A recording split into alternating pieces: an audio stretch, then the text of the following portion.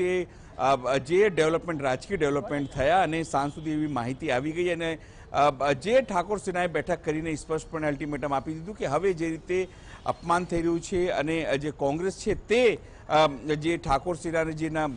કાર્યકર્તાઓ છે તેનું અપમાન કરી રહી છે, સ્વાભાવિક છે અલ્પેશે હવે જે કોંગ્રેસ છોડી દેવું જોઈએ અને જે રીતે અલ્ટિમેટમ અપાયું અને આખો દિવસ દરમિયાન અલ્પેશ મીડિયા સાથે અને બાકી લોકો સાથે આંખ વિચારણા કરતા રહ્યા અને હવે લેટર મોકલીને તેમણે સ્પષ્ટતા કરી દીધી છે કે હવે તેઓ કોંગ્રેસ સાથે નથી. આમ તો બપોર પછી તમને કહી દઉં કે કોંગ્રેસે પણ મન બનાવી લીધું હતું કે હવે કોંગ્રેસ જે અલ્પેશ છે તે હવે કોંગ્રેસ સાથે નહીં રહે, તેનો સીધો જે નુકસાન જે છે એ હવે પાર્ટી ડેમેજ કંટ્રોલ કઈ રીતે કરે ને એટલા માટે જ રાજીવ સાતવ જે છે તે આખો દિવસ દરમિયાન તેઓ કાલે બનાસકાંઠા રહ્યા. બનાસકાંઠામાં એક બૂથો અને એક